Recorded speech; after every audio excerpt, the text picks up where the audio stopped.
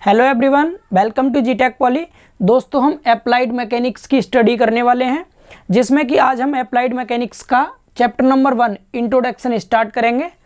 तो इस इंट्रोडक्शन में जो जो टॉपिक्स हैं उनके नाम मैंने पहले ही लिख दिए हैं, क्योंकि दोस्तों जब भी हम कोई चैप्टर स्टार्ट करते हैं तो पहले हमें उसका ओवरव्यू पता होना चाहिए कि हम इस चैप्टर के अंदर क्या क्या पढ़ने वाले हैं। इससे हमें चैप्टर को समझने में काफ़ी हेल्प होती है। तो अगर मैं बात करूँ इस चैप्टर की यानी इंट्रोडक्शन की, तो इससे केवल थियोरेटिकल चैप्टर है आपका ये। इससे आपके जो यूपीवीटी के एग्ज़ाम में एक क्वेश्चन बनता है थ्योरी का, वो भी 5 नंबर का क्वेश्चन आता है। तो ये केवल थ्योरी पूछेगा, इसमें कोई न्यूमेरिकल क्वेश्चन नहीं है। तो आपको काफ़ी इजी है इसकी थ्योरी, बहुत ध्यान से आपको समझना है। तो अगर मैं टॉपिक्स की बात करूं तो सबसे पहला टॉपिक हम इसमें पढ़ेंगे यांत्रिकी यानी मैकेनिक्स। तो हम पहले मैकेनिक्स की डेफिनेशन देखेंगे, उसके बाद दूसरा टॉपिक हम देखेंगे इसमें अनुप्रयुक्त यांत्रिकी यानी अप्लाइड मैकेनिक्स। अप्लाइड मैकेनिक्स की डेफिनेशन क्या होती है ये देखेंगे। इसके बाद हम देखेंगे यांत्रिकी की उपयोगिता यानी यूटिलिटी ऑफ मैकेनिक्स। मैकेनिक्स का यूज क्या होता है, हम यांत्रिकी का उपयोग कहाँ पर करते हैं, इसकी उपयोगिता के बारे में बात करेंगे। एंड इसके बाद चौथा टॉपिक हम देखेंगे यांत्रिकी का वर्गीकरण यानी क्लासिफिकेशन ऑफ मैकेनिक्स। तो शुरू के 4 टॉपिक इजीली याद रहेंगे। कौन कौन से? हमें ओवरव्यू टॉपिक के नाम पता होना जरूरी है, उससे हमें अंदर की डिटेल इजीली याद हो जाती है। तो 4 टॉपिक शुरू के कौन से हैं? मैकेनिक्स, दूसरा अप्लाइड मैकेनिक्स, तीसरा हो गया classification of utility of mechanics, चौथा हो गया क्लासिफिकेशन ऑफ मैकेनिक्स। तो टोटल 4 टॉपिक है शुरू वाले ये।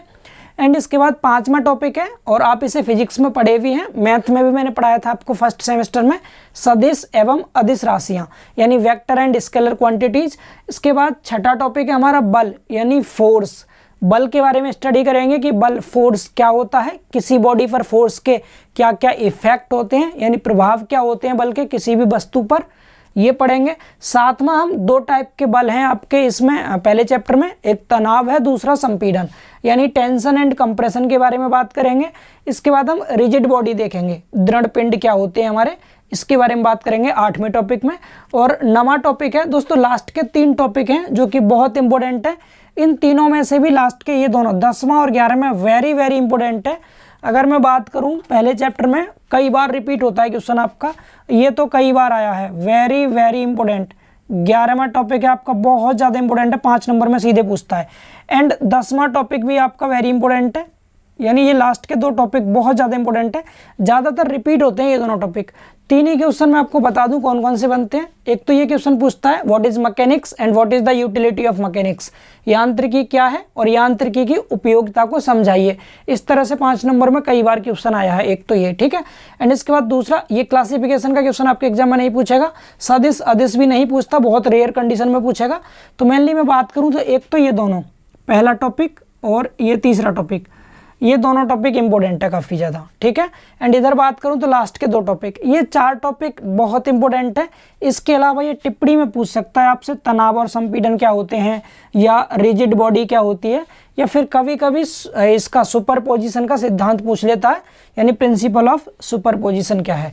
बाकी बल की डेफिनेशन बहुत रेयर कंडीशन में पूछेगा, क्योंकि हम पूरे मैकेनिक्स में बल की ही स्टडी करेंगे, तो कम पूछता है इसको। सदिश अदिश आप पहले से जानते हैं, पूछ लेगा तो आप बता देंगे इजीली। तो मेन जो मैंने जिस पर टिक किए हैं ये 5-6 टॉपिक ज़्यादा इंपॉर्टेंट है। आपको कुछ समझ आए ना आए, ये टॉपिक जरूर समझ में आने चाहिए, रट लीजिएगा बहुत अच्छे से। अब जब मैकेनिक्स आपको मैं पढ़ाऊंगा तो आपको साथ साथ याद भी कराऊंगा, ये मेरी जिम्मेदारी बनती है, ठीक है। आपकी रिस्पॉन्सिबिलिटी ये जो पढ़ाया जाए आपको साथ साथ नोट्स बनाना है। सबसे पहला काम कीजिए आप, या तो स्क्रीनशॉट ले लीजिए इसका, या वीडियो को पॉज करके एक बारी पहले चैप्टर के टॉपिक्स के नाम लिख लीजिए आप सभी बहुत ध्यान से, ठीक है। 11 टॉपिक हैं, इन्हें लिख लीजिए।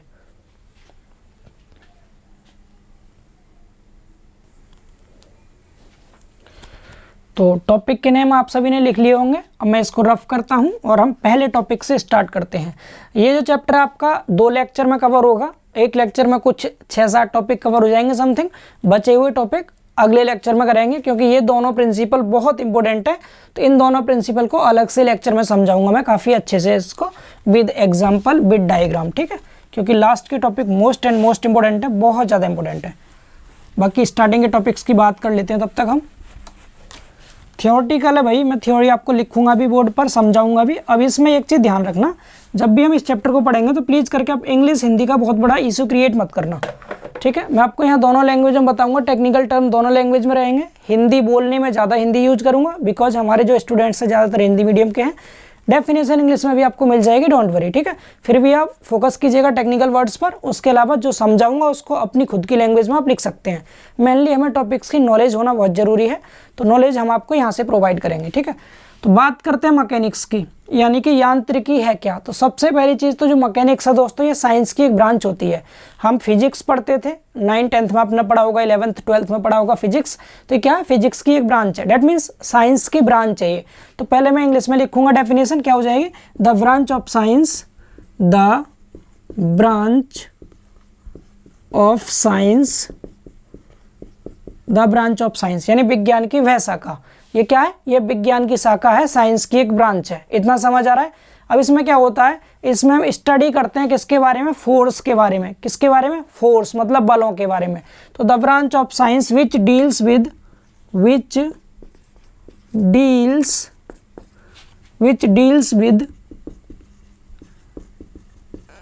Study of forces and their effects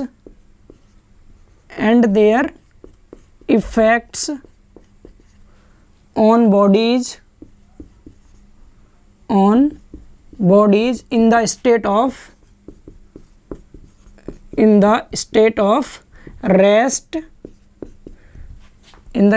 rest और motion, ठीक है। ये इसकी एग्जैक्ट डेफिनेशन है। हिंदी में बात करें तो क्या हो जाएगा, द ब्रांच ऑफ साइंस, विज्ञान की वह शाखा जिसके अंतर्गत क्या करते हैं हम, स्टडी ऑफ फोर्सेस यानी बलों का अध्ययन करते हैं।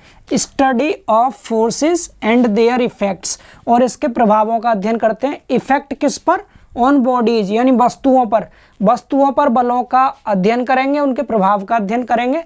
किस में, in the state of rest और मोशन यानी विराम और गति की अवस्था में। अगर मैं हिंदी में इसको डिफाइन करूं, हिंदी में पहले लिख देता हूं फिर और समझेंगे अच्छे से। तो हिंदी में लिखते हैं विज्ञान की वह शाखा, याद हो जाना चाहिए, मैं आपको लिख रहा हूं इसलिए सामने आपके, विज्ञान की वह शाखा जिसके अंतर्गत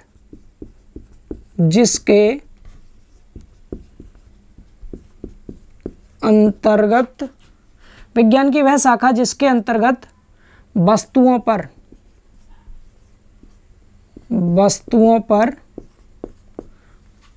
बलों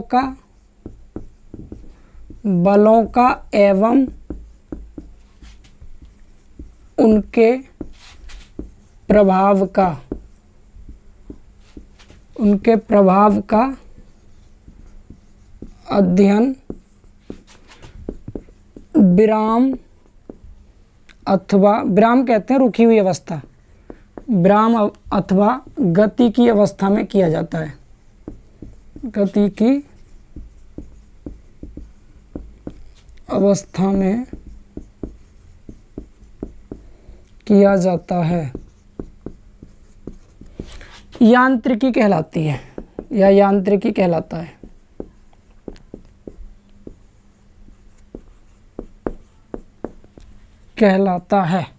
ठीक है, ये इसकी हिंदी में डेफिनेशन है।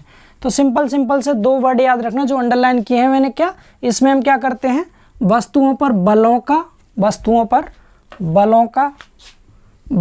बलों का एवं उनके प्रभावों का अध्ययन किया जाता है। अध्ययन भी कैसे, विराम की अवस्था में या गति की अवस्था में, मतलब या तो बॉडी रुकी हुई होगी यानी रेस्ट की पोजीशन में है, या फिर किस में है, मोशन में है, गति कर रही है। तो उस केस में हम बलों का जो अध्ययन करेंगे वही क्या कहलाएगा, आपका मैकेनिक्स कहलाएगा। कैसे, जैसे ये बॉडी है, ये कोई बॉडी है आपके सामने, तो मैं यहाँ बना देता हूँ, ये कोई बॉडी मैंने बना दी, ठीक है। बॉडी मतलब होता है वस्तु हिंदी में।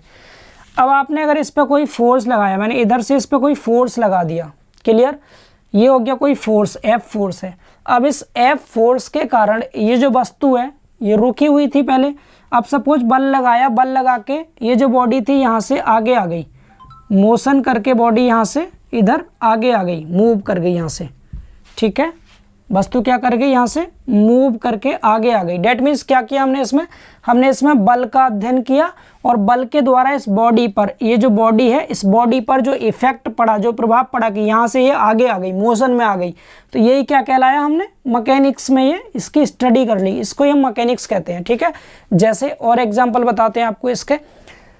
जैसे जब भी कभी हम कोई भी मशीन का निर्माण करते हैं तो मशीन के जो पार्ट्स होते हैं, ठीक है, जैसे हम लीवर बना रहे हैं तो लीवर बनाने में भी हम मैकेनिक्स का यूज करेंगे। उसके जो पार्ट्स हैं तो उस पार्ट्स पर जो अननोन फोर्स होंगे, अज्ञात बल होंगे, उनकी स्टडी भी हम किस में करते हैं, मैकेनिक्स में ही करते हैं। ठीक है, एंड इंजीनियरिंग फील्ड में जो भी मैकेनिक्स की समस्याएं आती हैं उन सबको स्टडी भी हम किस में करेंगे, मैकेनिक्स के अंतर्गत ही करेंगे। क्लियर ना। तो एक बार ये डेफिनेशन आप देख लीजिए, आपके सामने लिखी हुई है इसकी डेफिनेशन।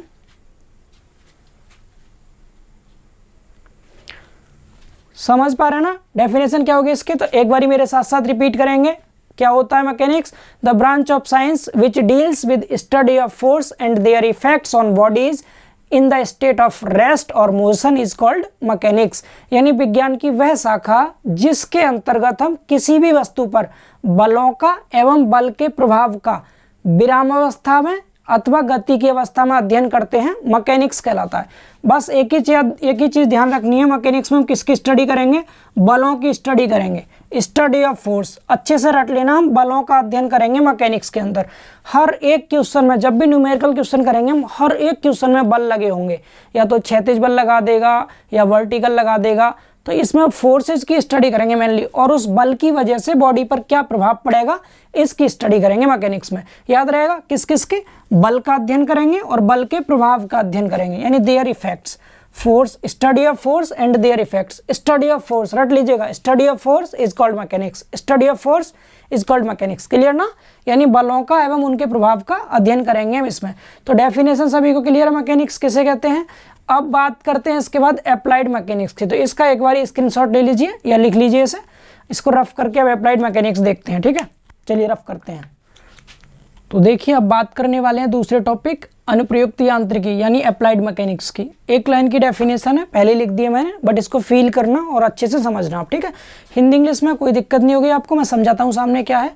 अभी हमने मैकेनिक्स देखा था, मैकेनिक्स में हम क्या कर रहे थे, बलों का अध्ययन कर रहे थे, स्टडी ऑफ फोर्स के बारे में पढ़ते हैं। ठीक है, एंड अनुप्रयुक्त यांत्रिकी अप्लाइड मैकेनिक्स। अप्लाइड मैकेनिक्स का मतलब क्या है, अब हम यहाँ पर क्या करेंगे, अप्लाई करेंगे। किसको अप्लाई करेंगे, जो मैकेनिक्स के प्रिंसिपल्स होते हैं, इसके जो सिद्धांत होते हैं या मैकेनिक्स के जो नियम हैं, उनको अगर हम अप्लाई कर दें, कहाँ पर अप्लाई कर दें, तो हमारे इंजीनियरिंग क्षेत्र में जो भी प्रॉब्लम्स आते हैं, इंजीनियरिंग फील्ड में जो भी प्रॉब्लम्स आते हैं, उन प्रॉब्लम्स को स्टडी करने के लिए जब हम किसका, मैकेनिक्स के प्रिंसिपल्स का अप्लाई करते हैं तो उसको हम कहते हैं अप्लाइड मैकेनिक्स। यानी इसमें सिर्फ छोटी सी लाइन याद रखेंगे कि इसके अंतर्गत यांत्रिकी के नियमों एवं सिद्धांतों का, किसका, प्रिंसिपल ऑफ मैकेनिक्स, यानी प्रिंसिपल ऑफ मैकेनिक्स या फिर laws of mechanics, principle of mechanics की स्टडी करेंगे। और किस में स्टडी करेंगे, इंजीनियरिंग प्रॉब्लम्स में। ठीक है, तो जब भी हम इंजीनियरिंग प्रॉब्लम्स में प्रिंसिपल ऑफ मैकेनिक्स की स्टडी करते हैं तो उसको हम कहते हैं अप्लाइड मैकेनिक्स। अप्लाई से मतलब है जो हम मैकेनिक्स पढ़ेंगे उसको हम जब अप्लाई कर देंगे। और अप्लाई कैसे करते हैं, हम किसी भी चीज़ को जब पढ़ते हैं उसके कुछ नियम होते हैं, उसके कुछ सिद्धांत होते हैं, तो उन नियमों और सिद्धांतों को जब हम इंजीनियरिंग फील्ड में अप्लाई कर देंगे, इंजीनियरिंग समस्याओं में जब हम उसको अप्लाई कर देंगे तो उसको हम क्या कहेंगे, अप्लाइड मैकेनिक्स कहते हैं। समझ आ रहा होगा, ईजी है काफ़ी। ठीक है, तो ये दूसरी डेफिनेशन हो गई। छोटे छोटे टॉपिक हैं स्टार्टिंग के, आप इजीली समझ सकते हैं। अब इसके बाद बात करते हैं हम किसके, यूटिलिटी ऑफ मैकेनिक्स की, यानी मैकेनिक्स की उपयोगिता क्या है। तो मैं इसको रफ करके एक बार उसकी उपयोगिता लिख देता हूँ, फिर उसे समझ लेंगे। थियोरेटिकल पार्ट है, इसी तरह हमें पढ़ना पड़ेगा, नोट्स बना के साथ साथ याद करते रहिएगा आप। आगे जो इसके प्रिंसिपल आएंगे उन्हें मैं समझाऊंगा, उन्हें पहले से नहीं लिखूंगा, उन्हें समझा दूंगा। बट ये डेफिनेशन थी, टाइम वेस्ट होता है, इसलिए मैंने पहले लिख के आपको रीड कर दिया। ठीक है, एक बार और देख लीजिए आप इसे और लिख लीजिए। तो देखिए दोस्तों, बात करते हैं तीसरे टॉपिक की, यांत्रिकी की उपयोगिता यानी यूटिलिटी ऑफ मैकेनिक्स। तो मैकेनिक्स का यूज हम कहाँ कहाँ करते हैं इसके बारे में बात करेंगे, ये इंपॉर्टेंट है, इसे पूछा गया है। यानी कि यांत्रिकी की डेफिनेशन पूछता है, एक तो मैकेनिक्स को डिफाइन करने को कहता है, और यूटिलिटी पूछता है मैकेनिक्स के, दोनों को मिला के एक साथ 5 नंबर में पूछा जाता है। तो इसके 5 बेसिक से यूज हैं जो मैंने आपके सामने लिखे हैं। अब सीबीएसई बोर्ड वाले बच्चों को थोड़ी दिक्कत हो रही होगी क्योंकि हिंदी सामने ज़्यादा लिखी हुई है, बट यू डोंट वरी, मैं आपको इंग्लिश में ट्रांसलेट कर दूंगा। इसको बहुत आसान है, बस एक बार समझ लो, खुद की लैंग्वेज में उसे लिख सकते हैं। एंड आप इसको देख करके, पहले चैप्टर को देख के जितने भी इंग्लिश मीडियम वाले बच्चे हैं बिल्कुल परेशान ना हो। दूसरे चैप्टर से न्यूमेरिकल पोर्शन स्टार्ट होगा, और आप सभी जानते हैं न्यूमेरिकल में इंग्लिश और हिंदी का कोई इफेक्ट नहीं पड़ता, वहाँ हम दोनों लैंग्वेज में कर लेंगे। बट यहाँ टाइम बहुत ज़्यादा लगेगा, बोर्ड भी छोटा पड़ जाएगा जब पूरे हिंदी को इंग्लिश में लिखेंगे, और टाइम भी वेस्ट होगा। जिस दिन डिजिटल बोर्ड आ जाएगा तब हम दोनों में पढ़ा देंगे। अभी आप सुनिएगा, समझिएगा, खुद से लिख लीजिएगा, बहुत आसान है, बहुत टफ नहीं है। कोशिश करेंगे, इंग्लिश में PDF दे देंगे आपको, तो PDF से नोट्स बना लेना, ठीक है। तो देखिए, हम यांत्रिकी का यूज कहाँ करते हैं। आप जो मैकेनिक्स पढ़ रहे हैं, इस मैकेनिक्स का यूज कहाँ करेंगे, क्यों करेंगे, कैसे करेंगे, ठीक है। तो सबसे पहली चीज़, हम जो मैकेनिक्स पढ़ते हैं, हम इंजीनियरिंग स्टूडेंट्स हैं, तो हमारे लाइफ में जो भी इंजीनियरिंग प्रॉब्लम्स आएंगी, उन सब प्रॉब्लम्स को सॉल्व करने में हम किसका यूज करेंगे, जो सब्जेक्ट हम पढ़ते हैं अपने इंजीनियरिंग में। तो हम मैकेनिक्स पढ़ रहे हैं इंजीनियरिंग में, डेट मीन्स क्या हो गया कि मैकेनिक्स का यूज हम कहाँ करेंगे, जो भी हमारी इंजीनियरिंग प्रॉब्लम्स आएंगी उन प्रॉब्लम्स को सॉर्ट आउट करने में हम मैकेनिक्स का यूज करेंगे। तो मैंने पहली लाइन यही लिखी है, मैकेनिक्स को हिंदी में यांत्रिकी कहते हैं, कि हम यांत्रिकी के सिद्धांत, यांत्रिकी के सिद्धांत को कहते हैं इंग्लिश में प्रिंसिपल ऑफ मैकेनिक्स। तो प्रिंसिपल ऑफ मैकेनिक्स का यूज कहाँ करेंगे, तो यांत्रिकी के सिद्धांत इंजीनियरिंग की समस्याओं को हल करने में प्रयोग किए जाते हैं। किस में यूज करते हैं इनको, यानी मैकेनिक्स के प्रिंसिपल को कहाँ यूज करेंगे, इंजीनियरिंग की समस्याओं को हल करने में, पहली चीज, ठीक है। तो इंजीनियरिंग के जो भी प्रॉब्लम्स होंगे उन सभी प्रॉब्लम्स को सॉल्व करने में हम मैकेनिक्स के प्रिंसिपल का यूज करते हैं। इंग्लिश वाले बच्चे भी समझ गए होंगे इजीली, ठीक है। The use of principal of mechanics in the solve of problems, engineering problems, ठीक है। तो इतना क्लियर हो गया आप सभी को। क्या करते हैं हम, प्रिंसिपल ऑफ मैकेनिक्स का यूज करेंगे किसमें, हम इंजीनियरिंग प्रॉब्लम्स को सॉल्व करने में, पहली चीज, ठीक है। पहला पॉइंट क्लियर है सभी को, याद हो गया होगा। यांत्रिकी की उपयोगिता में पहली उपयोगिता क्या है कि इंजीनियरिंग समस्याओं को हल करने में हम यांत्रिकी के सिद्धांत का यूज करेंगे, यांत्रिकी के प्रिंसिपल का, मैकेनिक्स के प्रिंसिपल का यूज करेंगे, पहली चीज। दूसरी चीज क्या है, अब जो भी हमारी स्ट्रक्चर बनी होती है, चाहे तो वो बिल्डिंग हो या कोई मशीन हो, ठीक है, तो जो भी हमारी स्ट्रक्चर बनी होगी, स्ट्रक्चर को हम यहाँ ढांचा बोल सकते हैं, तो जो भी स्ट्रक्चर बना होता है, ढांचा बना होता है, उसकी स्ट्रेंथ, स्ट्रेंथ मतलब ताकत, उसकी सामर्थ्य, किसी भी स्ट्रक्चर की सामर्थ्य कितनी है। एंड जो हम मशीन का डिजाइन करते हैं, डिजाइन को हिंदी में अभिकल्पन बोलते हैं, मशीन डिजाइन, यानी कि किसमें, मशीन डिजाइन में, और स्ट्रक्चर की स्ट्रेंथ बताने में, किसमें, स्ट्रेंथ में, हम किसका यूज करेंगे, यांत्रिकी के सिद्धांत का। तो पहला यूज तो हो गया इंजीनियरिंग समस्याओं को हल करने में। दूसरा यूज क्या हो गया, यांत्रिकी के सिद्धांत का यूज, यांत्रिकी के सिद्धांत का यूज, यानी use of principal of mechanics किस में करेंगे हम, स्ट्रक्चर की स्ट्रेंथ एंड मशीन डिजाइन आदि में, ठीक है। यानी ढांचे की किसी भी स्ट्रक्चर की सामर्थ्य क्या है, उसकी ताकत कितनी है, ये पता करने में। एंड कोई भी मशीन हमें डिजाइन करनी है तो उस मशीन को डिजाइन करने में हम मैकेनिक्स का यूज करते हैं। दूसरी चीज समझ आ रही है, ठीक है। जो जो अंडरलाइन किया बस उसको अच्छे से याद कर लीजिएगा आप, उसको अच्छे से याद कर लीजिएगा। स्ट्रक्चर की सामर्थ्य में एंड मशीन डिजाइन में भी हम यांत्रिकी के सिद्धांत का यूज करते हैं, ठीक है। अब तीसरा यूज क्या है इसका, कैंची। अब यहाँ कैंची कपड़े काटने वाली कैंची की बात नहीं हो रही है, कैंची यहाँ एक स्ट्रक्चर होती है, जैसे टावर देखा है सभी ने, टावर जो ट्रेंगुलर शेप का होता है, तो उस टावर की जो स्ट्रक्चर होती है, जो ट्रेंगल जैसे बने होते हैं बहुत सारे उसमें, उसी को हम ट्रस कहते हैं, ट्रस, या हिंदी में इसको कैंची बोलते हैं। तो ट्रस हो गया, या कोई फ्रेम है, फ्रेम मतलब कोई भी कैसी भी स्ट्रक्चर हो बनी हुई, फ्रेम हो गया। एंड कोई भी मशीनिंग अंग हो, यानी मशीनिंग पार्ट हो कोई भी, किस किस में हम, ट्रस में, फ्रेम में, या फिर मशीनिंग पार्ट में, ठीक है। इसमें जो भी उत्पन्न होने वाले अज्ञात बल होते हैं, अज्ञात मतलब होता है जो ज्ञात ना हो, जो पहले से नून ना हो, अननोन फोर्सेस, तो इन सभी को हम ज्ञात करने में भी किसका यूज करते हैं, यांत्रिकी का यूज करते हैं। तो किस किस में करते हैं, ट्रस में करते हैं, फ्रेम में, मशीनिंग पार्ट में। ट्रस, फ्रेम और मशीनिंग पार्ट, जब इसमें कोई भी लोड आता है तो उस लोड की वजह से इसमें से कुछ अननोन फोर्सेस उत्पन्न होते हैं, अज्ञात बल उत्पन्न होते हैं, तो उन अज्ञात बलों को भी ज्ञात करने में हम मैकेनिक्स का ही यूज करते हैं, ठीक है। ट्रस तो चैप्टर भी है आपका लास्ट वाला, वहां पढ़ाएंगे, आपको बताएंगे कौन से अननोन फोर्स होते हैं और उन्हें कैसे ज्ञात करते हैं। तो उन अननोन फोर्स को भी हम मैकेनिक्स की हेल्प से ज्ञात करेंगे, क्लियर ना। तो क्या हो गया तीसरा यूज हमारा, कोई भी ट्रस है, कैंची है कोई, या कोई फ्रेम है, फ्रेम मतलब स्ट्रक्चर या ढांचा है कोई, इसके अलावा कोई भी मशीनिंग पार्ट है, तो उसमें जो भी अननोन फोर्स उत्पन्न होते हैं, अज्ञात बल उत्पन्न होते हैं, तो उनको भी हम ज्ञात करते हैं किससे? यांत्रिकी की उपयोगिता की हेल्प से। तीसरा पॉइंट। चौथा पॉइंट क्या है? वायुयान। वायुयान मतलब होता है जो एयरक्राफ्ट होते हैं हमारे, जो हवा में उड़ते हैं, तो एयरक्राफ्ट पर लगने वाले बलों की स्टडी भी हम किसमें करते हैं? 2 बार लिख गया है ये बलों का, आप 1 बार लिखिएगा सिर्फ। लगने वाले बलों का अध्ययन करने में भी हम किसका यूज करेंगे? मैकेनिक्स का यूज करेंगे। वायुयान मतलब है एयरक्राफ्ट, तो एयरक्राफ्ट पर जो फोर्सेस एक्ट करते हैं, जो फोर्स लगते हैं, उनकी स्टडी भी हम मैकेनिक्स में करते हैं। ठीक है, चौथा यूज, छोटा सा यूज था। एंड पांचवा यूज जो कि हम पूरी मैकेनिक्स में पढ़ने वाले हैं, कोई भी रिजिड बॉडी होगी, दृढ़पिंड में बताऊंगा हालांकि दृढ़पिंड क्या होता है। फिलहाल आप ये मान लीजिए कि जो सॉलिड बॉडीज होती हैं उन्हीं को हम रिजिड मान लेते हैं। तो रिजिड बॉडी पर लगने वाले जो भी बाहरी बल होते हैं, जो एक्सटर्नल फोर्स इस पर एक्ट करते हैं, उन सब की स्टडी भी हम मैकेनिक्स में करेंगे। तो इस तरह से 5 यूज हो गए। समझ पा रहे हैं पांचों यूज क्या क्या है इसके? तो एक बारी मेरे साथ रिपीट कीजिएगा, थोड़ा सा आपको याद हो जाएगा।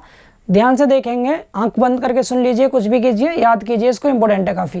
पहला यूज क्या बताया? अपन लोग हैं इंजीनियर, तो इंजीनियरिंग की जो भी समस्याएं होंगी उन सबको हम सॉल्व किससे करेंगे? यांत्रिकी की उपयोगिता से। तो यांत्रिकी का जो सिद्धांत है, प्रिंसिपल होते हैं मैकेनिक्स के, उनका यूज हम किस में करते हैं? इंजीनियरिंग प्रॉब्लम्स को सॉल्व करने में यांत्रिकी के सिद्धांत का उपयोग किया जाता है, पहली चीज।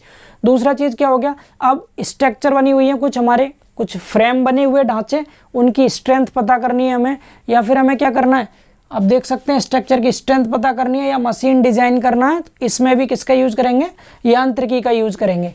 तीसरा, कोई ट्रस है, ट्रस क्या चीज इसे कहते हैं? कोई फ्रेम है या कोई मशीनिंग पार्ट है, तो इसमें जो भी अज्ञात बल उत्पन्न होते हैं, इनको ज्ञात करने में भी हम मैकेनिक्स का यूज करेंगे। एंड इसके बाद एयरक्राफ्ट पर लगने वाले बल का यूज भी हम बल का अध्ययन भी किस में करेंगे? यांत्रिकी में करेंगे। एंड रिजिड बॉडी पर जो भी एक्सटर्नल फोर्स काम करते हैं, उनकी स्टडी भी हम मैकेनिक्स की उपयोगिता से ही करते हैं। आई होप सो आपको ये 5 यूज समझ में आ गए होंगे। 5 यूज है, इसके साथ एक मैकेनिक्स की डेफिनेशन भी लिखनी है आपको। टोटल 5 नंबर में आता है, एक भी नंबर नहीं कटेगा आपका। थोड़ा राइटिंग सही लिखना, हमसे बहुत अच्छी लिखना, हम ठीक से लिख नहीं पाते साफ राइटिंग, लेकिन आपको बस पढ़ने में आ जाए इतना काफ़ी है। इसका स्क्रीनशॉट लीजिए जल्दी से, स्क्रीनशॉट लीजिए। अब अगले टॉपिक की बात करते हैं। अब देखते हैं हम क्लासिफिकेशन। ठीक है, मैकेनिक्स का क्लासिफिकेशन क्या है समझते रहिए, बस बोर मत होना प्लीज करके। थियोरेटिकल पार्ट है, थोड़ा इंटरेस्ट डेवलप करना। इसके बाद जब प्रिंसिपल आएंगे लास्ट वाले टॉपिक्स, उनमें इंटरेस्ट हम अपने आप बुला देंगे आपका, वो हमारी जिम्मेदारी है। ये थोड़ा बोरिंग सा पार्ट है, फिर भी मैं इंटरेस्ट के साथ पढ़ा रहा हूँ, तो आप भी इंटरेस्ट के साथ पढ़िए। ठीक है, शाम के 9 बजे हुए हैं, इस टाइम आपके लिए मेहनत कर रहे हैं, तो आप भी नोट्स बनाइए, पढ़िए अच्छे से, अच्छे नंबर लाना। आपके जो सीनियर पढ़ के गए हैं, आप पुरानी वीडियोज़ को अगर देखेंगे, पुरानी वीडियोज़ को जो 3rd ईयर और 2nd ईयर की सब्जेक्ट्स हैं, उनके नीचे कमेंट्स देखना, आपके सीनियर्स लोगों ने क्या क्या कमेंट किए, उनकी कितनी हेल्प हुई है, तो आप भी पढ़ना, आपकी काफ़ी हेल्प होगी। एंड अपने जूनियर्स को भी फिर बताना आगे चल के। ठीक है, और जब हम आपके साथ मेहनत कर रहे हैं, तो हमें भी आप सपोर्ट करते रहना इसी तरह से। चलिए अब बात करते हैं अगले टॉपिक की। चलिए अब लिखते नहीं है, पहले साथ साथ कर ही देते हैं, वीडियो रोकनी पड़ेगी, क्या फ़ायदा। स्टार्ट करते हैं। चौथा टॉपिक क्या था, थोड़ा फास्ट चलेंगे। चौथा टॉपिक है यांत्रिकी का वर्गीकरण। यांत्रिकी का वर्गीकरण, ठीक है, इंग्लिश में कहते हैं इसको क्लासिफिकेशन। क्लासिफिकेशन ऑफ मैकेनिक्स,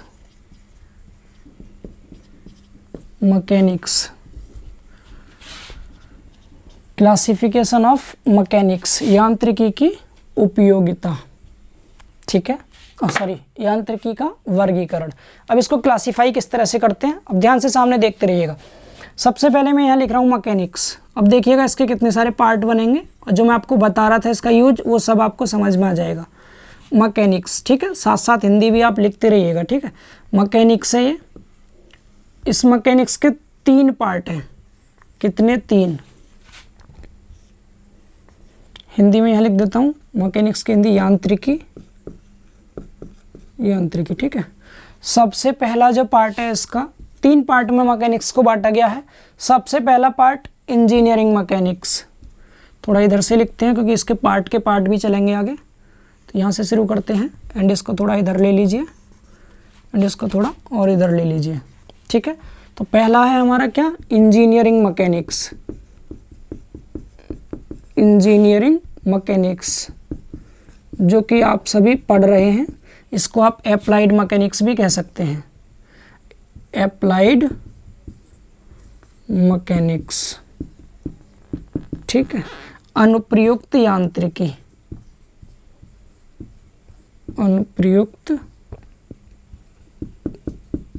यांत्रिकी, पहली चीज, पहला पार्ट हो गया इसका।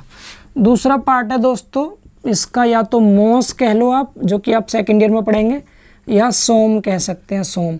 सोम और मोस का पूरा नाम आप सभी को पता होगा। इसको कहते हैं मैकेनिक्स ऑफ सॉलिड, इसको कहते हैं स्ट्रेंथ ऑफ मटेरियल। यहाँ लिख देते हैं, एक लिख दे रहा हूँ मैं ये वाली, यानी कि mechanics of solid, mechanics of solid. जब इसे भी लिख ही देते हैं, फिर strength of material, strength of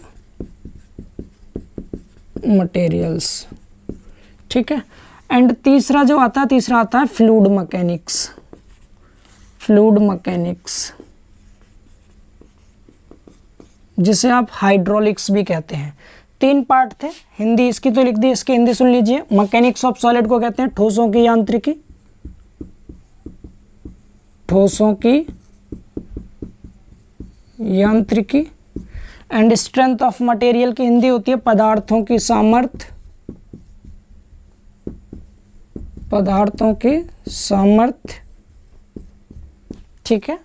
एक ही मतलब है दोनों का। ये मैकेनिकल वाले बच्चे पढ़ेंगे फोर्थ सेम में या थर्ड सेम में है, और ये सिविल वाले पढ़ेंगे थर्ड सेम में। फ्लूइड मैकेनिक्स को कहते हैं तरल यांत्रिकी, तरल यांत्रिकी। अगर मैं इनकी डेफिनेशन की बात करूं तो एक एक लाइन की डेफिनेशन है, बिल्कुल simple C.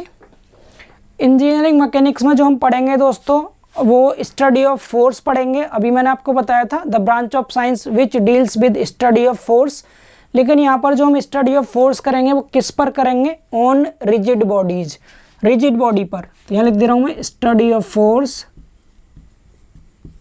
Study of force on rigid body,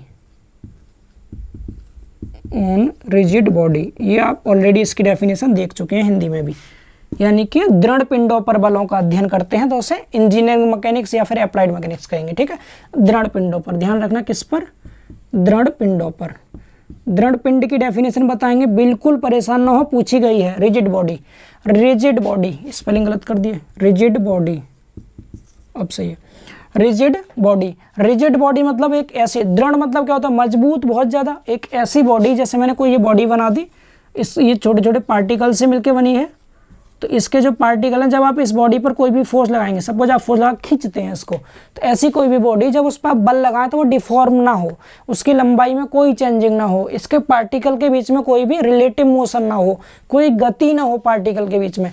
जैसे अगर मैं इस बॉडी की बात करूँ तो ये सॉलिड है, अभी ये कैसी है, रिजिड है। ये आप इसको खींचिए, नहीं खींच रही, लेकिन अगर फोर्स लगाऊंगा तो पूरी बॉडी आगे जाएगी, ना कि इसके पार्टिकल्स के बीच में मोशन होगा, तो हम इसको रिजिड कह सकते हैं। हालांकि परफेक्ट रिजिड बॉडी अभी तक नहीं बनी है, क्योंकि आइडियल परफेक्ट या फिर परफेक्ट रिजिड कहते हैं, तो वो बॉडी नहीं है अवेलेबल है अभी तक नेचर में, बट जो ज़्यादा सॉलिड होती है उसी को रिजिड मान लेते हैं, ठीक है। तो रिजिड बॉडी पर जब हम स्टडी करेंगे तो उसे कहेंगे इंजीनियरिंग मैकेनिक्स। एंड सोम और मोस में हम डिफॉर्मेबल बॉडी पर स्टडी करते हैं दोस्तों। कैसी बॉडी पर, डिफॉर्मेबल बॉडी। डिफॉर्मेबल बॉडी से मतलब क्या होता है, जो विरूपित हो जाती हैं, विरूपित पिंड। विरूपित पिंड से मतलब है जिस पे आप बल लगाएंगे उसकी लंबाई बढ़ जाए। इलास्टिक बॉडी हो गई, प्लास्टिक बॉडी हो गई, कोई स्प्रिंग हो गई, इस तरह से जिनकी लंबाई बदल जाती है, ठीक है, लंबाई बढ़ जाए या फिर डिफॉर्म जो हो जाती हैं, वे सब बॉडी डिफॉर्मेबल बॉडी कहलाती है। तो इसकी डेफिनेशन क्या होगी, the branch of science which deals with study of force and there effects on deformable body, यानी विज्ञान की वह शाखा जिसके अंतर्गत हम बलों का एवं उनके प्रभावों का अध्ययन विरूपित पिंड पर करते हैं, तो उसे हम क्या कहते हैं, सोम या मोस कहते हैं, ठीक है। एंड इसमें क्या कहेंगे, इसमें कहेंगे the branch of science which deals with study of force and there effects on fluid. किस पर, फ्लूइड पर। जब हम किसी भी तरल पर, जब किसी तरल पर, जब किसी भी तरल पर हम क्या करेंगे, बलों का अध्ययन करेंगे, तो उसे फ्लूइड मैकेनिक्स कहेंगे।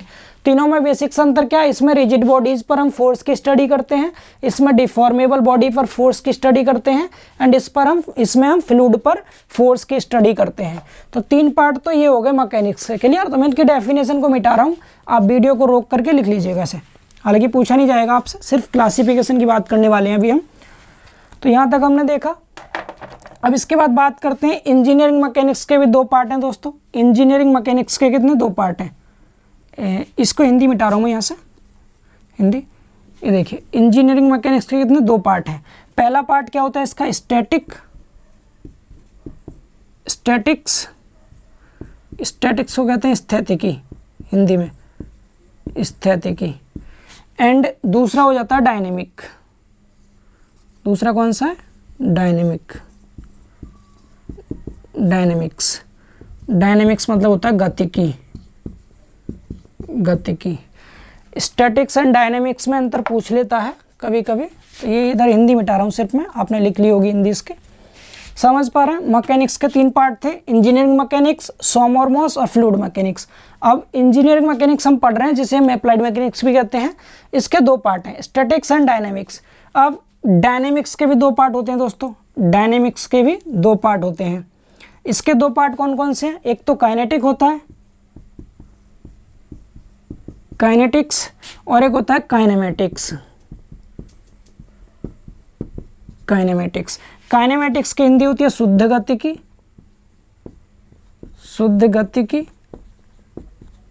और काइनेटिक्स की हिंदी होती है बल गतिकी। इसकी हिंदी होती है बल गतिकी। तो ये तो हो गया इसका क्लासिफिकेशन, छोटा सा क्लासिफिकेशन था। उम्मीद करते हैं समझ आया होगा आप सभी को। इसमें कुछ डेफिनेशंस हैं जो हमें पढ़नी है, सीखनी है, ठीक है। मैकेनिक्स का कितने पार्ट में बांटा गया, 3 पार्ट में, एप्लाइड मैकेनिक्स, सोमोरमॉस एंड फ्लूइड मैकेनिक्स।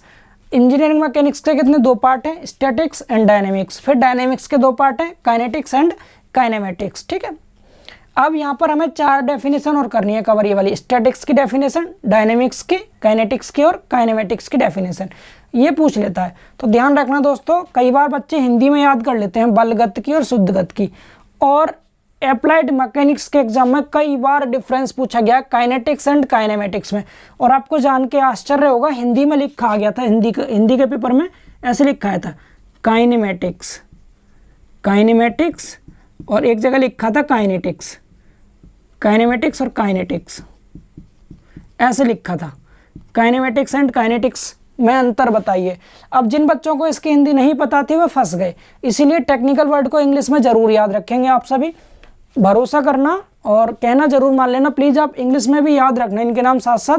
मैकेनिक्स के पेपर में कई बार ऐसा हुआ है, इंग्लिश के वर्ड को ही हिंदी में लिख दिया है, इंग्लिश में ही, मतलब इंग्लिश का जो वर्ड है सीधे सीधे हिंदी में लिख दिया, उसकी हिंदी नहीं लिखा है। अब आप एग्जाम हॉल में बैठे हुए किसी टीचर से भी नहीं पूछ सकते सर इसकी हिंदी क्या, और टीचर से पूछेंगे भी तो ऐसे टीचर की ड्यूटी लगती है जो उस सब्जेक्ट का ना हो, बताते भी नहीं है टीचर्स।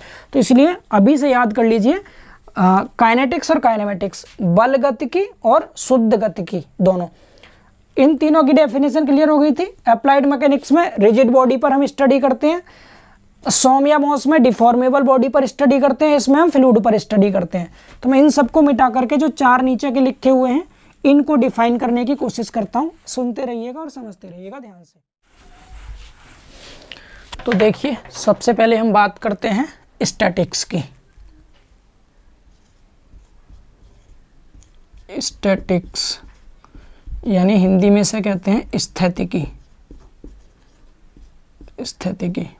क्लियर। स्टैटिक्स, तो स्टैटिक्स का मतलब क्या है, स्थितिकी से क्या मतलब होता है। तो स्थितिकी मतलब हो गया स्थिर, यानी कि जब भी हम किसी भी वस्तु पर बलों का अध्ययन स्थिर अवस्था में करेंगे। स्थिर मतलब होता है रेस्ट की पोजीशन में करेंगे, यानी रुकी हुई अवस्था में, विराम अवस्था में। जैसे कोई बॉडी है, सपोज ये कोई बॉडी है और ये क्या है, अपने प्लेस पर रखी हुई है, अभी कैसी है, रेस्ट की पोजीशन में है ये। तो अभी इस रेस्ट की पोजीशन में, जैसे किसी समतल पर रखी हुई थी, किसी भी प्लेन पर रखी है, और आपने इस पर कोई फोर्स लगाया, ठीक है, इस तरह से, तो बॉडी कैसी थी, रेस्ट में थी। रेस्ट में इस पर जो हम फोर्स की स्टडी कर रहे हैं तो हम इसको क्या बोलेंगे, स्टैटिक्स बोलेंगे। समझ पा रहे हैं ना। तो स्टैटिक्स में क्या करते हैं हम, स्टैटिक्स को अगर मैं डिफाइन करूँ तो इंग्लिश में तो लिख देंगे क्या, द ब्रांच ब्रांच, आप ब्रांच ऑफ साइंस भी कह सकते हैं और ब्रांच ऑफ मैकेनिक्स भी कह सकते हैं। तो the branch of mechanics, the branch of mechanics which deals with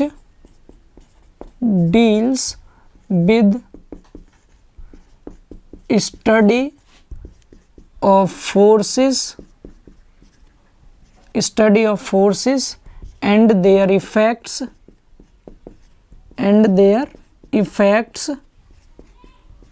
on bodies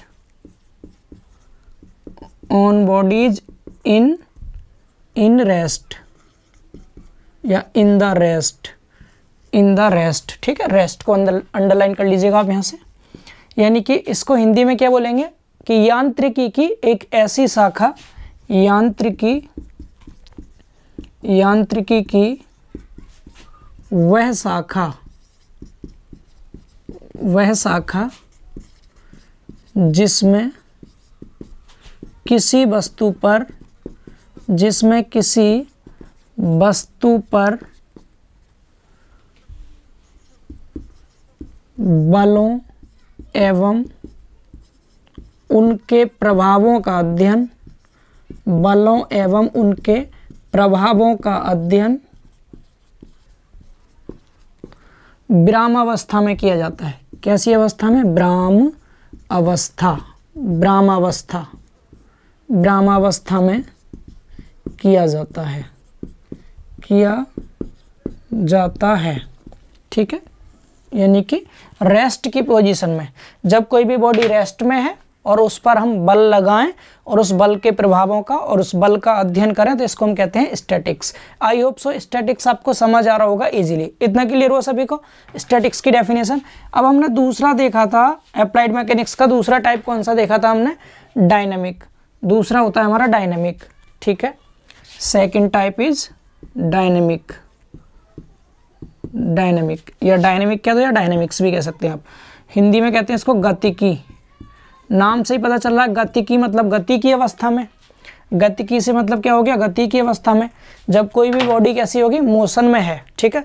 जैसे कोई बॉल है, फुटबॉल देखो एक तरह से, अगर वो क्या कर रही है? मोशन कर रही है, तो उस समय जब हम उसकी स्टडी करेंगे या उस पर फोर्स लगा करके स्टडी करेंगे कि वो कितने मोशन से आगे जाके मतलब आगे गति कर रही थी, यानी किस वेलोसिटी से मोशन कर रही थी, या ये कह सकते हैं इस पर कितना फोर्स एक्ट कर रहा था, जब हम उसको या फिर हम उसको रोकेंगे बॉडी को, तो कितना फोर्स लगा के उस बॉल को रोक सकते हैं। तो ये सब स्टडी डायनेमिक में करेंगे। डेट मीन्स सिंपल सी बात है, क्या पूरी डेफिनेशन सेम रहेगी। The branch of mechanics which deals with study of force and there effects on bodies in rest की जगह बस इसमें क्या लिख देना आपको?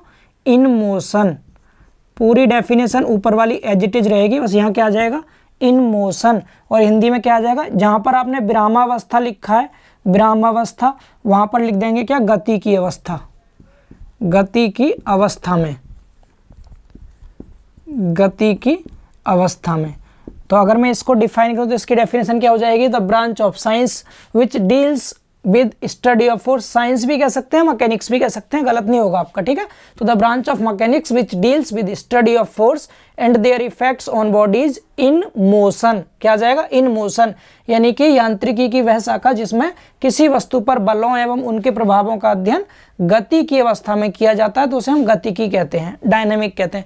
बिल्कुल सिंपल सा है। वस्तु रखी हुई है, रुकी हुई है, रेस्ट में है, विराम अवस्था में है, उस पर जब हम बलों का अध्ययन करेंगे तो उसे कह देंगे स्थितिकी। और जब कोई वस्तु चल रही है, गति कर रही है, मोशन में है, तो उस पर जब हम बलों का अध्ययन करेंगे तो उसे कह देंगे गतिकी। सिंपल है, बिल्कुल समझ आ गया आप सभी को। अब बात करते हैं डायनामिक के जो दो टाइप आपको बताए थे। कौन कौन से दो टाइप थे इसके? काइनेटिक्स और काइनेमेटिक्स। तो उन दोनों की डेफिनेशन देखते हैं, ठीक है, कि काइनेटिक्स और काइनेमेटिक्स की डेफिनेशन क्या होगी। तो एक बार आप इसको स्क्रीनशॉट ले लीजिए इसका और लिख लीजिए इसे। चलिए फिर इसको रफ करते हैं, एंड आगे हम देखते हैं अपनी दो और डेफिनेशन। ये चैप्टर इजी है, इसमें केवल डेफिनेशन है। और आज का लेक्चर जो बिल्कुल बेसिक है, इससे हो सकता है यूपीवीटी के एग्जाम में पूछ भी ले, नहीं भी पूछ सकता। बहुत इंपॉर्टेंट मैं नहीं कहूँगा इसको, लेकिन कल जो हम क्लास करेंगे जिसमें प्रिंसिपल पढ़ेंगे, फिजिकल इंडिपेंडेंसी का प्रिंसिपल हो गया आपका, ट्रांसमिसिबिलिटी का प्रिंसिपल हो गया, सुपरपोजिशन का प्रिंसिपल हो गया, तो ये सब इंपॉर्टेंट है। तो कल की क्लास और भी ज़्यादा इंपॉर्टेंट है आपके लिए, बट एक बार आप ज्वाइन कर लीजिए, इंपॉर्टेंट हो या अनइम्पोर्टेंट हो हम कंप्लीट सारा ही करेंगे, कुछ नहीं छोड़ने वाले, ठीक है, कंप्लीट स्टडी करने वाले हैं। तो सबसे पहले जान लेते हैं काइनेमेटिक्स के बारे में। डायनेमिक के दो टाइप थे, पहला क्या है काइनेमेटिक्स, काइनेमेटिक्स जहाँ पर काइनेमेटिक्स लिख गया यानी बड़ा वाला लेटर लिख गया, समझो इसको हिंदी में कहते हैं शुद्ध गतिकी, शुद्ध गतिकी, ठीक है। और दूसरा क्या है काइनेटिक्स, मैं दोनों को एक साथ डिफाइन कर देता हूँ। काइनेटिक्स, काइनेटिक्स को दोस्तों कहते हैं बल गतिकी, बल गतिकी, यानी गतिकी के दो टाइप हो गए, डायनेमिक के दो टाइप हैं ये, फिर बोल रहा हूँ एक बार मैं, डायनेमिक के दो टाइप हैं जो हमने अभी पढ़ा था, ठीक है। तो इन दोनों की डेफिनेशन क्या है ध्यान से समझिएगा, बहुत आसान है, नाम से पता चल रहा है शुद्ध गतिकी, शुद्ध गतिकी, शुद्ध गतिकी का मतलब क्या, प्योर मोशन, यानी कि जब हम क्या करेंगे, जब हम किसी भी बॉडी पर जो फोर्स लगाएं आपने, उस फोर्स के कारण उसमें गति आएगी, क्योंकि हम कह चुके हैं दोनों में ही गति आ रही है। डेट मीन्स क्या होगा, इसमें हम बॉडी को कैसे मोशन में, जब बॉडी गति में होगी तो इसकी गति में अध्ययन करेंगे पहली चीज़ तो। अब गति में जब अध्ययन करेंगे तो जिसमें केवल गति का अध्ययन करेंगे, यानी कि जो बॉडी है हमारी वो कितनी वेलोसिटी से या कितने वेग से गति कर रही है, केवल हम गति की स्टडी करेंगे, केवल मोशन की स्टडी करेंगे, तो उसे तो काइनेटिक्स कहेंगे, क्योंकि शुद्ध गतिकी है तो इसमें केवल मोशन में, ठीक है। कैसे, only in motion, only in motion, जब किसी भी बॉडी का हम ओनली इन मोशन में स्टडी करेंगे तो उसे कहेंगे शुद्ध गतिकी। और जब हम किस में, मोशन में तो स्टडी कर ही रहे हैं, उसके मोशन की तो स्टडी करेंगे, साथ साथ जिस बल के कारण कोई भी वस्तु मोशन में आई है, जैसे यहाँ पर कोई बॉडी थी है, आपने इधर से कोई फोर्स लगाया, क्लियर, अब फोर्स के कारण ये बॉडी क्या कर गई, यहाँ से मूव करके इधर कहीं पहुँच गई, ठीक है। इस बल की वजह से, यहाँ पर कोई बल लगा रखा था, सपोज ये 10 न्यूटन का बल लगाया है आपने, और इसकी वजह से ये जो वस्तु है यहाँ से उठ के यहाँ आगे पहुँच गई, डेट मीन्स गति में आ गई वस्तु। अब तो हम क्या कह देंगे, जब भी किसी वस्तु पर गति की अवस्था में क्या करते हैं, बलों का और उसके प्रभाव का अध्ययन करते हैं, उसे गतिकी कहते हैं पहली चीज, ठीक है। अब गतिकी दो प्रकार की हो गई हमारी, तो दो प्रकार में क्या लिखेंगे, जब हम इस वस्तु की स्टडी कर रहे हैं जो कि मोशन में है, जब हम इसमें केवल इसकी गति की स्टडी करेंगे, कि जब ये मोशन में है तो हम क्या करेंगे, केवल इसके मोशन की स्टडी करेंगे, मोशन मतलब केवल गति की स्टडी करेंगे, तो इसको कह देंगे शुद्ध गतिकी। हम ये नहीं देखेंगे कि कितने बल की वजह से इसमें गति उत्पन्न हुई थी, इससे बल से हमें कोई मतलब नहीं है, जिस बल के कारण इसमें गति आई है उस बल से कोई मतलब नहीं है आपको सिर्फ मोशन की स्टडी करनी है, तो उसे कह देंगे काइनेमेटिक्स। और जब हम किस की, बल की और गति की दोनों की स्टडी करेंगे तो उसे बल गतिकी कहेंगे। किस की, जिस फोर्स के कारण इसमें मोशन आया है, इस फोर्स की एंड मोशन की जब दोनों की स्टडी करते हैं तो उसको हम कहते हैं बल गतिकी यानी काइनेटिक्स। तो काइनेटिक्स में किस की स्टडी करते हैं, स्टडी किस की करेंगे, बहुत क्या बहुत फोर्स एंड मोशन। जब हम फोर्स और मोशन दोनों की स्टडी करेंगे, किस की, बल और गति दोनों का अध्ययन करते हैं, तो उसे कहते हैं काइनेटिक्स। तो डेफिनेशन क्या बोल सकते हैं आप, खुद की लैंग्वेज में लिखिएगा। क्या, जैसे मैंने यहाँ डायग्राम समझाया, कोई वस्तु है, जब वस्तु पर बल लगाया गया तो उसके कारण वस्तु गति में आ गई, तो जब हम इसमें केवल इसकी गति का अध्ययन करते हैं, ये किस बल के कारण गति उत्पन्न हुई है, यानी जिस किसी भी बल की वजह से गति उत्पन्न हुई है उस बल का अध्ययन नहीं करते, तो हम इसको कहते हैं, क्या कहते हैं इसको, शुद्ध गतिकी यानी काइनेमेटिक्स। और जब हम किसी वस्तु पर बल लगाते हैं उसके कारण वस्तु मोशन में आ जाती है, गति में आ जाती है, तो जब हम क्या करते हैं, इस बल का और इस गति दोनों का अध्ययन करते हैं, तो उसको कहते हैं हम बल गतिकी। समझ पा रहे हैं? आई थिंक आप इनकी डेफिनेशन लिख सकते हैं खुद से भी इजीली, इंग्लिश में भी लिख सकते हैं, आप हिंदी में भी लिख सकते हैं, ठीक है। बस इतना ध्यान रखना, इसमें ओनली मोशन की स्टडी करते हैं या ओनली इन मोशन में अध्ययन करेंगे केवल, और यहाँ पर फोर्स एंड मोशन दोनों की स्टडी करेंगे। क्लियर हुआ इतना सभी को ये, ठीक है। उम्मीद करते हैं यहाँ तक समझ आ गया होगा, ठीक है। चलिए इसे रफ करते हैं और आगे थोड़ा सा एक दो टॉपिक और समझते हैं। हटा दें इसे, इसको डिफाइन कर लेना, इसमें केवल गति का अध्ययन करेंगे, इसमें बल और गति दोनों का अध्ययन करेंगे। ये सब टॉपिक आपको रट जाने चाहिए अच्छे से, ठीक है। अब देखिए हम क्या क्या पढ़ चुके हैं अब तक, मैं एक बार बस बता दूं आपको। पहली चीज़ हमने मैकेनिक्स पढ़ लिया, मैकेनिक्स क्या होता है। दूसरा हमने पढ़ लिया अप्लाइड मैकेनिक्स क्या होता है। तीसरा हमने क्या पढ़ लिया, तीसरा टॉपिक हमने पढ़ा था यूटिलिटी ऑफ मैकेनिक्स, मैकेनिक्स की उपयोगिता पढ़ ली। चौथा टॉपिक हमने क्लासिफिकेशन देख लिया, मैकेनिक्स का वर्गीकरण देखा यांत्रिकी का, जिस तरह हमने क्लासीफाई किया था, पहले 3 पार्ट में बांटा, उसके बाद फिर ये अप्लाइड मैकेनिक्स के 2 पार्ट किए थे, स्टैटिक्स काइनेमेटिक्स, स्टैटिक्स और डायनेमिक, फिर डायनेमिक के 2 पार्ट किए थे, काइनेटिक्स और काइनेमेटिक्स। तो हमने इसका क्लासिफिकेशन भी देख लिया। तो शुरू के 4 टॉपिक जो थे ये तो हम कंप्लीट कर चुके हैं, ठीक है। अब इसके बाद आपका 5वां टॉपिक क्या बताया था आपको, सदिश एवं अदिश। सदिश अदिश मैं आपको यहाँ नहीं पढ़ा रहा हूँ, बिकॉज आप ऑलरेडी पढ़ चुके हैं उसको, एंड मैं आपको नोट्स दे दूंगा, उससे पढ़ लीजिएगा। बहुत ज़्यादा टफ नहीं है, एग्जाम में पूछा नहीं जाएगा, और पूछा भी जाएगा तो आप इसे पहले से जानते हैं इसके बारे में, वेक्टर एंड स्केलर। तो मैं इसमें टाइम वेस्ट नहीं करूँगा, आप ये फर्स्ट सेमेस्टर में काफ़ी अच्छे से पढ़ चुके हैं। फिर भी आपको पढ़ना है तो नोट्स में से पढ़ लीजिएगा, PDF आपको मिल जाएगा, ठीक है। तो मैं उम्मीद करता हूँ आपको ये भी पहले से पता होगा।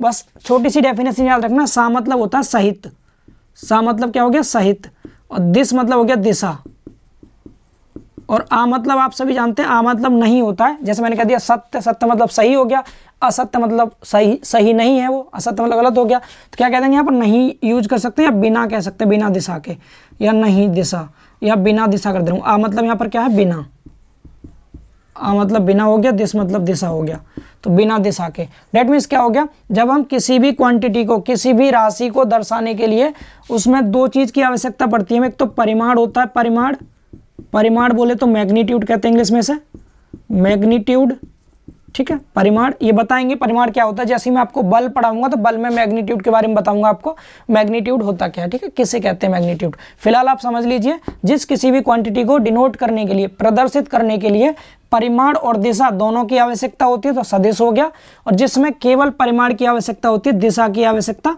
नहीं होती, तो उसे अदिश कहते हैं, ठीक है ना। सिंपल है बिल्कुल। अब बहुत सारे एग्जांपल भी जानते हैं इसके।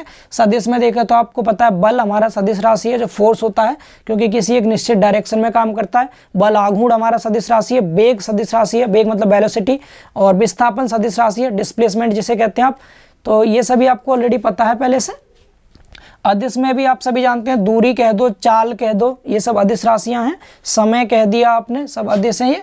तो सदिश अदिश नहीं पूछेगा आपसे मैकेनिक्स में, फिर भी आप एक बार रीड आउट कर लीजिएगा, आपको नोट्स में मिल जाएगा ये, ठीक है। तो 5 टॉपिक उम्मीद करते हैं क्लियर हो गए हमारे। 5 कौन कौन से, मैकेनिक्स हो गया, अप्लाइड मैकेनिक्स हो गया, एंड इसके बाद यूटिलिटी ऑफ मैकेनिक्स हो गया, यूटिलिटी ऑफ मैकेनिक्स, एंड इसके बाद क्लासिफिकेशन ऑफ मैकेनिक्स हो गया।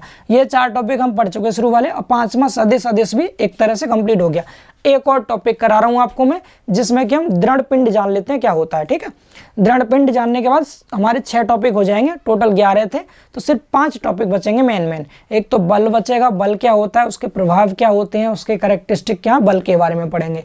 एंड इसके बाद 2 टाइप के बल पढ़ेंगे, तनाव और संपीड़न, 2 टॉपिक हो गए, और 3 प्रिंसिपल हैं। तो ये हम नेक्स्ट लेक्चर के लिए बचा लेते हैं उस टॉपिक को। सिर्फ यहाँ पर मैं आपको थोड़ा सा रिजिड बॉडी के बारे में बता दूं कि दृढ़ पिंड होते क्या हैं, ठीक है। तो समझते रहिए आप, और नोट्स बना लीजिएगा, इसको एक बार खुद से भी पढ़ेंगे तो आपको इजीली समझ में आ जाएगा, क्योंकि बच्चों वाली चीज़ है, इसको ज़्यादा समझाने में टाइम वेस्ट करने का मतलब नहीं बनता। 2nd चैप्टर जैसे स्टार्ट होगा आपका सिस्टम ऑफ फोर्सेस, तो वो मैं समझाऊंगा जरूर आपको, क्योंकि पूरी मैकेनिक्स में उसी का यूज होगा, न्यूमेरिकल क्वेश्चन है वहाँ से, तो उसके लिए थोड़ा सा पैसेंस रखें आप। 3री क्लास से स्टार्ट होगा वो, एक और लेक्चर आएगा इस चैप्टर का, उसके बाद चैप्टर फिनिश हो जाएगा, ये 5 नंबर आपके पक्के हो जाएंगे। अब बात करते हैं किसकी, दृढ़ पिंड की। दृढ़ पिंड, दृढ़ पिंड को इंग्लिश में कहते हैं रिजिड बॉडी, रिजिड बॉडी। थोड़ा सा मैं अभी बता चुका था आपको ऑलरेडी कि रिजिड बॉडी होती क्या है, थोड़ी देर पहले ही आपको बताया था, एक बारी फिर बता देते हैं रिजिड बॉडी के बारे में। यानी ऐसी कोई भी बॉडी, जैसे ये कोई बॉडी है, ठीक है, सॉलिड है, पहली बात तो ये ठोस है, ठीक। और आपको पता है कोई भी बॉडी हो वो छोटे छोटे पार्टिकल से मिलकर बनी होती है, किससे, पार्टिकल्स मतलब क्या होता है, इसके कण जो होते हैं, इसके कण छोटे छोटे कणों से मिलकर बनी होती है ये, पार्टिकल से मिलकर। जैसे इसके अंदर पार्टिकल्स हैं बहुत सारे, और सॉलिड में जो पार्टिकल होते हैं बहुत पास होते हैं, आप सभी जानते हैं। फोर्स ऑफ अट्रैक्शन इनके बीच में बहुत ज़्यादा काम करता है, क्योंकि बहुत पास होते हैं, ठीक है। इनके बीच में डिस्टेंस होती है पार्टिकल के बीच में बहुत कम होती है, पहली चीज़। अब क्या करेंगे, आप सपोज फोर्स लगाते हैं इस बॉडी पर, आपने ऊपर से फोर्स लगाया या पकड़ के दोनों तरफ से खींचा, कुछ भी कर रहे हैं आप, सपोज मैंने ऊपर से इस पर फोर्स लगा दिया कोई भी, तो इस बल को ये आसानी से सह लेगा। पहली चीज, दृढ़ मतलब होता है मजबूत, कोई भी ऐसी बॉडी जो बहुत मजबूत हो, ठीक है। तो इसको डिफाइन कैसे करेंगे आप, जब आपने इस पर बल लगाया, ये कोई फोर्स लगाया आपने या लोड लगाया, कुछ भी कह सकते हैं आप, लोड भी कह सकते हैं, फोर्स भी कह सकते हैं। आप लोड बोल सकते हैं, लोड को भार कहते हैं हिंदी में, और आप फोर्स भी कह सकते हैं, फोर्स को बल कहते हैं हिंदी में, ठीक है। यहाँ पर दोनों का मतलब सेम ही है। तो आपने कोई भी फोर्स लगाया, तो जब आपने इस पर कोई लोड लगाया, भार लगाया, तो इस भार के कारण जो इसके पार्टिकल हैं, ये वाले पार्टिकल, इनके बीच में कोई मूवमेंट नहीं होगा, मतलब इनमें कोई हलचल नहीं होगी। डेट मीन्स इनके पार्टिकल में कोई भी रिलेटिव मोशन नहीं होगा। क्या नहीं होगा? Relative motion. जब इसके पार्टिकल के बीच में, रिलेटिव मतलब होता है सापेक्ष, सापेक्ष और मोशन मतलब गति। क्या होगा? जब हम किसी भी बॉडी पर, एक ऐसी बॉडी जिस पर हम कोई फोर्स लगाएं या कोई बल लगाएं और उसके पार्टिकल के बीच में कोई भी रिलेटिव मोशन ना हो, तो उसे हम क्या कहते हैं? रिजिड बॉडी कहते हैं, ठीक है। या ये कह सकते हैं जब इस पर बल लगाएंगे आप, तो इस बल के कारण इसके शेप और साइज में कोई परिवर्तन नहीं होगा, ये रिजिड है, इसकी आकृति आकार कुछ नहीं बदलेगा, तो इसको क्या कह देंगे? दृढ़ पिंड कह देंगे। या कह सकते हैं इस बल को ये आसानी से सह लेगा, ठीक है। इस बल के कारण इस पर कोई बहुत बड़ा प्रभाव नहीं पड़ेगा, तो हम इसको क्या कह देंगे? दृढ़ पिंड। समझ पा रहे हैं? परफेक्ट रिजिड बॉडी आज तक नहीं बनी है कोई, लेकिन जो ज़्यादा सॉलिड होता है या जो ज़्यादा फोर्स को रेजिस्ट करता है उसको हम रिजिड बॉडी मान लेते हैं। क्लियर है ना ये चीज़? तो रिजिड बॉडी क्या होगी? ऐसी कोई भी बॉडी जिस पे हम फोर्स लगाते हैं और फोर्स के कारण इसके पार्टिकल के बीच में कोई भी रिलेटिव मोशन नहीं होता है, तो वह बॉडी रिजिड बॉडी कहलाती है। ऐसी कोई वस्तु जिस पर हम बल लगाएं और उस बल के कारण उसके कणों के बीच में कोई भी सापेक्ष गति ना हो, इसके जो कण हैं इनके बीच में कोई गति ना हो, तो हम इसे क्या कहते हैं? रिजिड बॉडी कहते हैं। उम्मीद करते हैं इतना समझ आ गया होगा आप सभी को। 6 टॉपिक हम कंप्लीट कर चुके हैं अपने, बाकी जो 5 टॉपिक बचे हैं जो कि मोस्ट इंपोर्टेंट्स हैं, वो हम नेक्स्ट लेक्चर में कंप्लीट करेंगे कल शाम को 9 बजे। अब डेली क्लास आपकी यही रहेंगी, टाइम मैंने आपको बता दिया। 2 बजे आपको दोपहर में मैथमेटिक्स करना है, 2 बजे मैथ की क्लास रहेगी आपकी सेकेंड सेमेस्टर की, एंड शाम को 9 बजे आपका अप्लाइड मैकेनिक्स की क्लास रहेगी, ठीक है। डेली का टाइम है, ये नोट कर लीजिएगा इसको। शाम को डेली आपको एक बार चैनल पे आके विजिट जरूर करना है। इसके अलावा आप चैनल को सब्सक्राइब करके जो घंटी वाला बटन है उसको दबा लो, ठीक है, ताकि जैसे ही मैं वीडियो अपलोड करूंगा सबसे पहले आपके पास नोटिफिकेशन पहुंच जाएगा एंड आप इसको तुरंत के तुरंत देख सकते हैं। और एक और चीज़ बता दूं मैं आपको, आप जब भी वीडियो देखें तो प्लीज़ करके कॉपी पेन साथ में लेके बैठना, जो समझा रहा हूँ साथ साथ वीडियो को रोक रोक करके लिखते चलिए। नोट्स बना लेंगे तो आपको इन फ्यूचर बहुत बेनिफिट होगा, भरोसा कीजिए मेरा। आपके नोट्स आपको एग्जाम टाइम पे भी काम आएंगे। बार बार वीडियो कब तक देखेंगे आप? एक बार नोट्स बना लो अच्छे से, नोट्स से रिवाइज करना, अपने हाथ की लिखे हुए नोट्स ज़्यादा याद रहते हैं, ठीक है। जितनी बार पढ़ेंगे आप उतनी बार आपको मजबूत होगा वो। क्लियर ना? तो अभी के लिए हम यहीं रखते हैं इस क्लास को, एंड इसके बाद फिर कल मिलेंगे। पहले दोपहर को मिलेंगे 2 बजे मैथ की क्लास में, फिर शाम को 9 बजे, ठीक है। उम्मीद करते हैं आपको क्लास पसंद आई होगी। अगर आपको क्लास पसंद आई है तो वीडियो को लाइक करें, अपने सभी दोस्तों में शेयर करें, और चैनल को अगर अभी तक सब्सक्राइब नहीं किया तो चैनल को सब्सक्राइब करके बेल आइकन जरूर दबा लें, ठीक है दोस्तों। फिर घर पर रहिए, अपने सुरक्षित रहिए, ध्यान रखिए अपना। मिलते हैं फिर बहुत जल्द कल, एंड तब तक के लिए बाय बाय, टेक केयर।